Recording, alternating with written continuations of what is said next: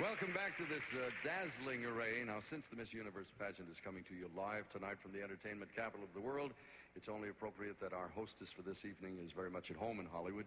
Would you please welcome from Entertainment Tonight, Miss Leeza Gibbons.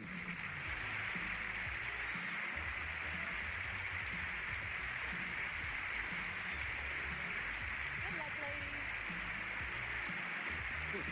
Hello, Dick. How are you? Welcome. Good evening, everyone. Nice to see you again. We want to welcome our audience of 600 million people in 65 countries around the world. Isn't it amazing, Dick? And what a rapidly changing world it is. Something that's reflected here tonight with some very special news. As a matter of fact, two of our contestants have come from what were just a few months ago called the Iron Curtain countries. Exactly right. Miss Poland is here along with Miss Czechoslovakia.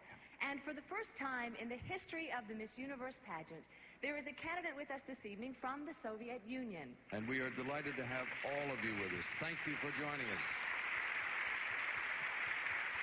And we look forward to the day when we can welcome young women from every country on earth to the Miss Universe pageant.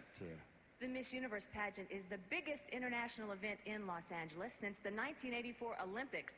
And there's also some news tonight about the pageant itself. Yes, we've got a couple of levels of new competition in the judging area, and things are going to be a little more exciting. And as the evening progresses, you're going to give us some insights along the way? I sure will. I'm going to be up in the anchor booth, actually, along with Margaret Gardner, Miss Universe from 1978. The two of us will be recapping the scores, of course, but we're also going to give you those great backstage stories and, you know, a little bit of dish every now and then. Gossip every Yeah, now and then. exactly. Just Good a little bit. Well, the pageant's about to start. I think I better start my climb. Your climb, you make it sound like Mount Everest or something up Well, there. I mean, after all, it's 87 stairs, Dick. Yes, I counted them. In high heels. Yes, This is quite an accomplishment. All right, on your way.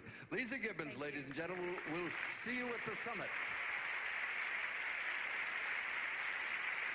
Now, we come to the first turning point of the evening.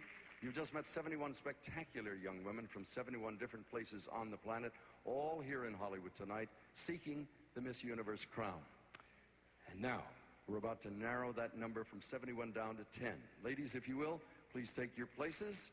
Earlier, you saw their scores in 3 preliminary competitions, and the computer has now added those together. Thank you, sir. And average them for the composite scores, which you'll see on your screen. Now, the top 10 scores determine our semifinalists. I'm about to reveal them. Ladies, if you're ready, keep in mind, I will announce these names in no particular order, a random order. We're going from 71 to 10 right now. The first country is Miss India.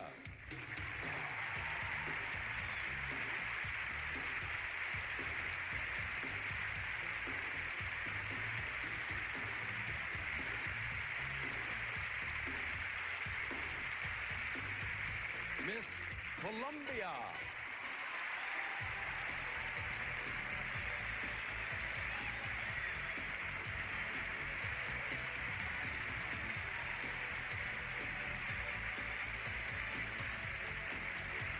Miss Mexico.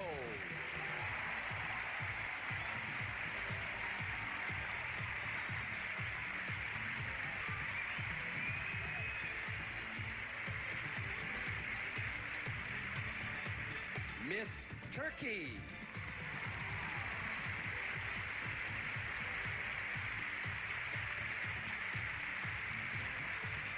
Miss Chile.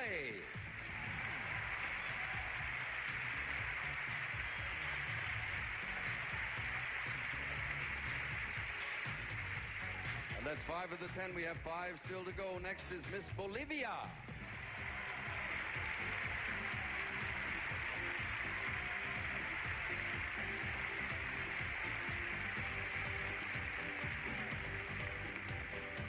Miss Czechoslovakia.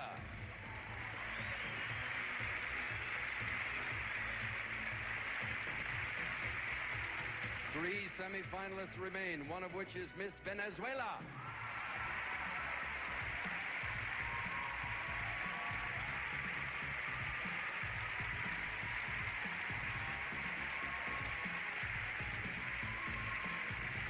There are 2 left. One is Miss USA.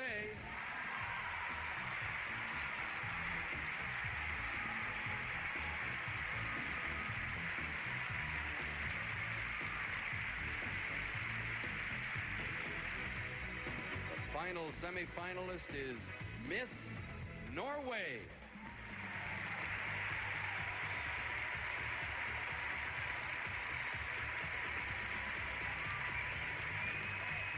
And there they are, the 10 semifinalists for Miss Universe 1990.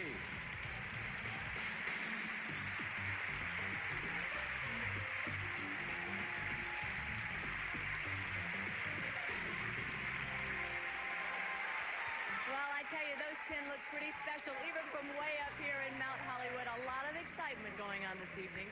We have 600 million viewers watching around the world, as we mentioned. No doubt about it, I have got one of the best seats on this planet. Right now, we'd like to recap the scores in the preliminary competition for you now. As we turn to the monitor in the swimsuit category, Miss Norway out in front with a pretty big lead. Miss India in second place, and third place went to Miss Dominican Republic. In the evening gown category, Miss USA ahead, followed very closely by Miss Venezuela and Miss Czechoslovakia. At this point, though, all these scores are erased from the computer. The 10 semifinalists begin tonight's competition anew, each of them on equal footing. And joining me now is our color commentator for this evening. She has hosted her own talk show, so she has the real insider's view of this pageant, Miss Universe of 1978, Margaret Gardner. Welcome, Margaret. Thank you, and good evening. We should begin by telling you that only you at home can hear what we're saying up here in the booth. Yes, the contestants, the judges, and the theater audience can't hear us. Well, it would not only affect the judges' opinions, maybe, but I think that we could rattle a few nerves among the girls. Indeed, and that's the last thing they need right now. Exactly. Now, we've been getting to know these girls all week. Margaret, you know just about everything there is to know about them. Tell us who stands out for you in this group of 10. Well, Lisa, I took an informal poll of the contestants, and their top girls were Bolivia, USA, Venezuela, and I have to agree with them. They were pretty good. Well, they did very well, actually, if that's who they chose, because, you know, those girls are up there, and it's no surprise, really, to see Miss Venezuela there. They have been in the finals 8 times in the last 10 years. Indeed. I'm actually willing to go out on a limb and predict that Venezuela will be in the final 3 this year. Are you going to jet on ahead to the final 3? That's brave of you, Margaret. Well, it's not that brave.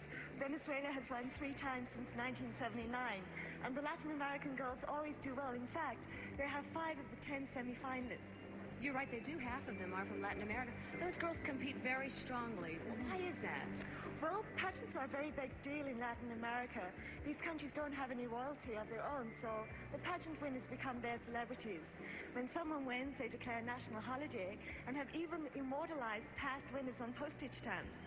In fact, in 1958, when Miss Colombia won, the government built her a mansion and declared her tax exempt for life. You're kidding. That's something I would love to have happen to me. That's not a bad deal. I mean, you get a crown, you get a title, a mansion, and tax-free status.